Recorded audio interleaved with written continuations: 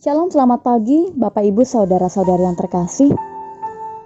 Hari ini Jumat 12 Februari 2021. Kembali firman Tuhan akan menyapa kita. Firman Tuhan akan kita renungkan bersama, yaitu dari 1 Timotius pasal 1 ayat 12 sampai ayatnya yang ke-20. Namun terlebih dahulu mari kita berdoa. Firman-Mu kami pegang selalu, saat suka, saat duka. Dan biarkan firman-Mu yang akan kami dengarkan setiap saat, setiap hari, memberikan kami ingatan agar kami selalu mengucapkan syukur kami kepadamu Tuhan. Karena kasih karunia, karena anugerah, karena kebaikan yang Tuhan selalu nyatakan dalam hidup kami. Kami siap dalam pembacaan Alkitab dan perenungan firman Tuhan yang akan mengawali aktivitas pekerjaan pelayanan rencana kami sepanjang hari ini. Dan kami mau alaskan perenungan firman Tuhan hari ini dengan bersyukur dalam nama Tuhan Yesus. Amin. 1 Timotius pasal 1 ayat 12 sampai ayatnya yang ke-20. Namun yang jadi perhatian untuk kita renungkan bersama hari ini yaitu ayat 13 sampai ayatnya yang ke-18. Dengan perikop ucapan syukur atas kasih karunia Allah. Demikian saya akan bacakan. Ayat 13. Aku yang tadinya seorang penghujat dan seorang penganiaya dan seorang ganas, tetapi aku telah dikasihaninya, karena semuanya itu telah kulakukan tanpa pengetahuan, yaitu di luar iman.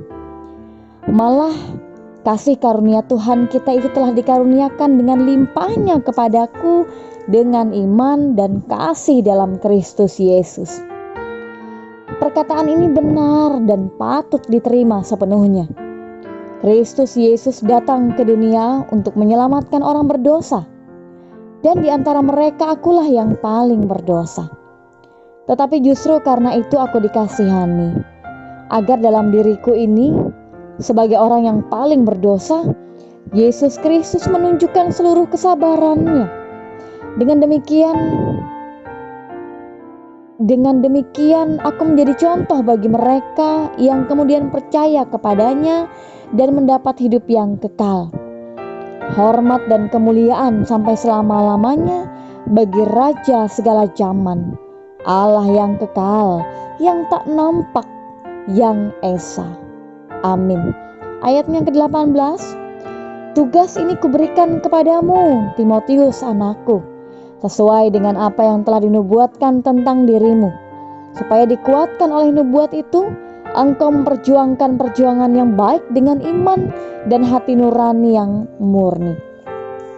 Bapak Ibu, saudara-saudari yang terkasih, lagu Amazing Grace yang dalam bahasa Indonesia diterjemahkan dengan judul Ajaib Benar Anugerah pada Kidung Jemaat nomor 40 merupakan salah satu lagu rohani yang menggugah banyak hati, baik itu yang mendengarkan maupun yang menyanyikannya sampai saat ini.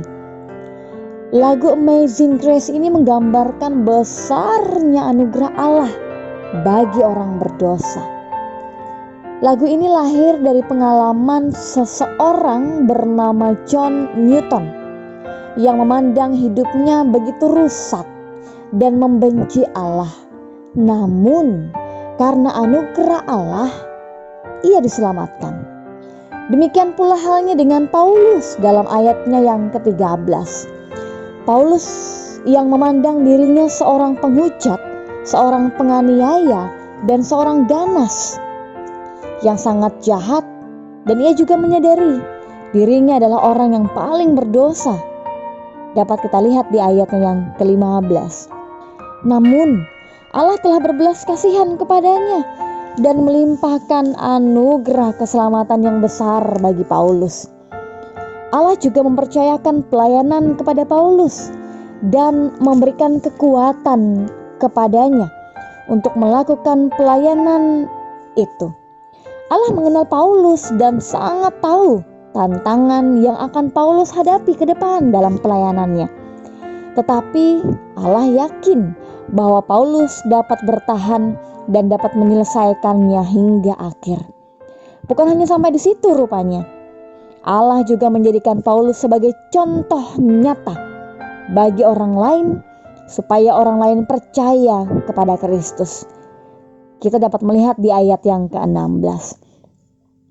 Bapak Ibu saudara-saudari, Paulus sangat menyadari akan anugerah dan kepercayaan yang Allah berikan kepadanya dalam hal tersebut. Dan itu membuat Paulus sangat menghormati dan memuliakan Allah. Kita dapat melihat kata-kata di ayat yang ke-17 bahwa segala hormat, segala pujian dinyatakan, diberikan kepada Allah yang memberikan anugerah keselamatan. Kerinduan dan semangat pelayanan Paulus dibagikannya kepada anak rohaninya juga, yaitu yang bernama Timotius. Dengan harapan Timotius sebagai anak muda berjuang dalam pelayanannya dengan iman dan hati nurani yang murni, sehingga Timotius mampu menghadapi segala hal apapun yang ada di depan sebagai tantangan, terutama dalam hal ini supaya Timotius mampu menghadapi para penyesat. Yang khas dengan anugerah Allah ialah bahwa anugerah itu diberikan kepada seorang penghujat, seorang penganiaya, dan seorang ganas. Ini yang Paulus mau tegaskan dalam nas hari ini, bahwa Kristus Yesus datang justru untuk orang berdosa. Jadi Bapak Ibu saudara-saudari yang terkasih, jika Allah bisa memakai seseorang seperti Paulus, Dia juga bisa memakai kita. Jika Allah bisa menyelamatkan orang yang paling berdosa, tak seorang pun yang tidak terjangkau oleh Allah. Kita menyadari kita berdosa Bapak Ibu saudara-saudari. Jangan menganggap bahwa itu merupakan keadaan tanpa harapan. Kalau orang seperti John Newton dan Paulus bisa diselamatkan, dijangkau dengan kasih oleh Tuhan, maka kita juga bisa merasakan kebaikan, anugerah, kasih karunia Allah, asal kita mau datang kepadanya, kepada Yesus Kristus, dan hidup menghasilkan buah-buah pertobatan. Selain itu Bapak Ibu saudara-saudari, jangan lupa pada saat kita berubah menjadi pribadi yang semakin hari semakin berganti tahun dan bulan, semakin kita berubah, semakin kita menjadi pribadi yang lebih baik, jangan kita lupa untuk mengucap terima kasih, menyatakan penghormatan pujian kita kepada Tuhan. Sama halnya dengan Paulus yang tidak lupa untuk mengatakan penghormatan, pujian kepada Tuhan yang telah memberikan kebaikan, kemurahan hati, kasih kepada kita manusia yang berdosa ini. Dan selanjutnya Bapak Ibu saudara-saudari, jangan lupa pula untuk menyaksikan karya Allah dalam hidup kita, supaya kesaksian kita bisa menguatkan orang lain, dan supaya orang-orang di sekitar kita tahu bahwa Allah di dalam Tuhan Yesus Kristus yang tercatat dalam Alkitab itu masih berkarya hingga hari ini. Amin. Untuk perenungan firman hari ini, Tuhan Yesus Kristus bersama dengan kita, memampukan kita untuk terus merasakan kebaikan, kasih, anugerah Allah. Amin.